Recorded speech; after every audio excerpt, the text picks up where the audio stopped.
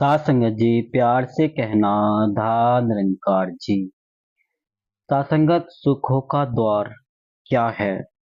हम सुख पाना तो चाहते हैं, पर सासंगत वह सुख वाले कार्य नहीं करते जिससे हमें सुख मिलते हैं। तो आइए आज वह कार्य हम जानते हैं कि किस प्रकार, किस कदर हमें सुख मिल सकता है। सद्गुरु की किस तरह हमें रहमत प्राप्त हो सकती है, उनका आशीर्वाद कैसे हमें मिल सकता है, ताकि हम सुखों का द्वार पार करके यानी कि सुख पा सकें और अपनी झोलियां खुशियों से भर सकें।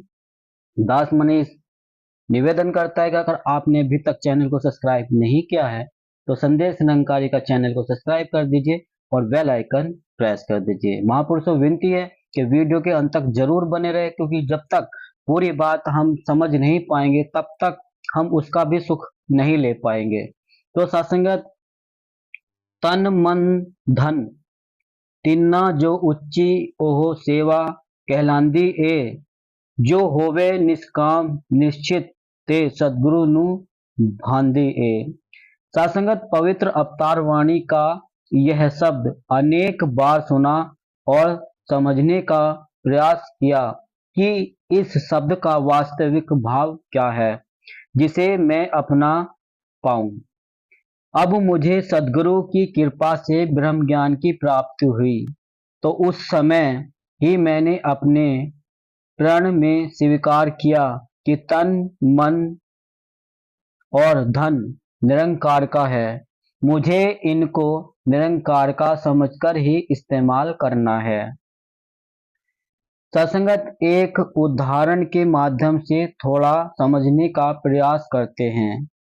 मेरा दोस्त कुछ समय के लिए विदेश जा रहा है और वह मुझे रहने के लिए अपना घर देकर जाता है।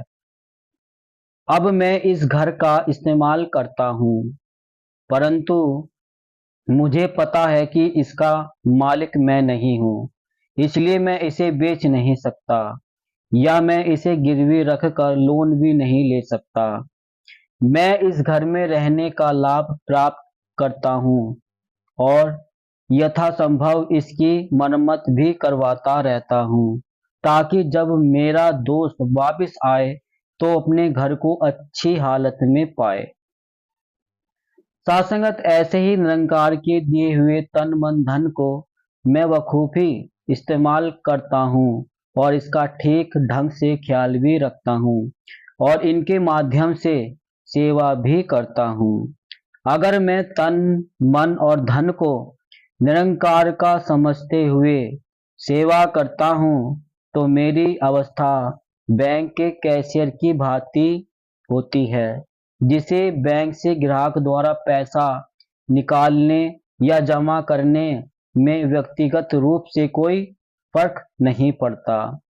इसके विपरीत, अगर वह यह समझ ले कि ग्राहक ने पैसा निकाल लिया है और इस कारण वह गरीब हो रहा है, तो वह हमेशा चिंता में ही पड़ा रहेगा। सत्संगत, सेवा वह ऊंची होती है जो तन मन और धन के अपने होने के भाव से रहित होकर अर्थात अकर्ता भाव से की जाती है। जब यह भाव आ जाता है तो मैं बैंक कैशियर की तरह निर्लिप्त अवस्था में आ जाता हूँ। फिर मुझे सेवा में योगदान डालने से कोई कमी महसूस नहीं होती और सेवा करते हुए एक आनंद का भाव आने लगता है। यह भाव ही सुखों की बुनियाद बन जाता है।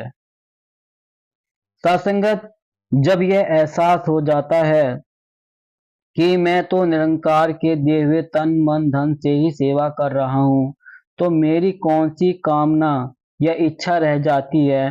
जिस निरंकार ने मुझे यह साधन दिए वह मुझे बाकी सब भौतिक साधन भी जरूर देगा।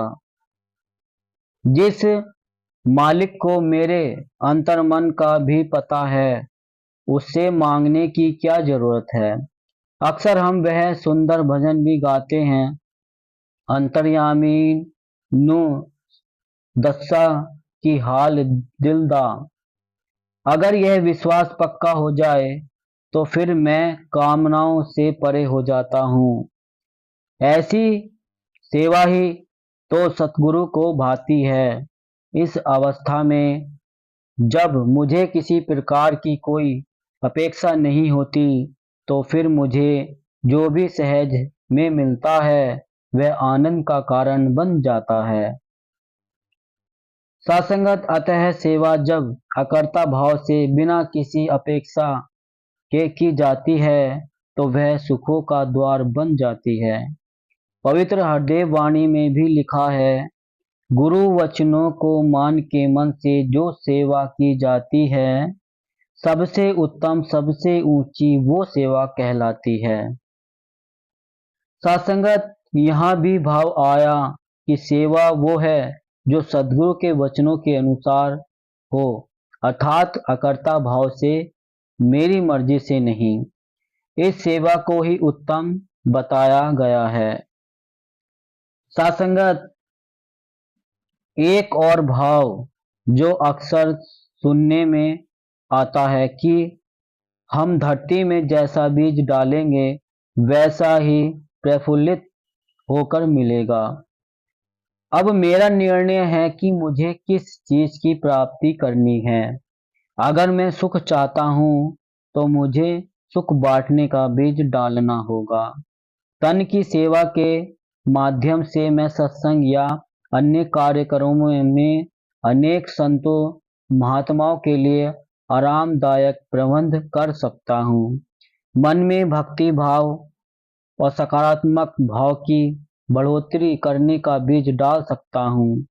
धन से भी विभिन्न सेवाओं में अपनी सेवा का बीज डाल सकता हूँ। जब मैं ऐसे सुख देने वाले बीज डालता हूँ तो संभवतः मेरे लिए भी सुखों की फसल स्वयं पैदा होने लगती है। साधसंगत निष्कर्म यही निकलता है कि निरंकार द्वारा प्रदत्त धन मन और तन के माध्यम से गुरु के वचनों के अनुसार अकर्ता भाव से और कामना एवं इच्छा रहित होकर जो सेवा की जाती है वह सेवा ही सुखों के द्वार खोलकर मुझे एक लोक में भी आनंद देती है और भक्ति का मार्ग भी प्रशस्त करती है। तो सासंगत ये थे विचार, एक मोटिवेशन संदेश जिसे समझकर हमारे आपके सुखों का द्वार खुल सकता है। बस हमें बीज डालने की जरूरत है। जैसा बीज हम डालेंगे वैसा ही फल हमें प्राप्त होगा। सासंगत दास निवेदन कर रहा है, अगर आपने अभी तक चैनल को सब्सक्राइब नहीं किया है तो संदेश निरंकारी का चैनल को सब्सक्राइब कर लीजिए और बेल आइकन प्रेस कर लीजिए ताकि कोई भी वीडियो जब अपलोड हो आप तक पहुंच जाए। सासंगत दास मनीष मिलता हूं अगली नेक्स्ट वीडियो में। प्यार से कहना जी, धन निरंकार जी।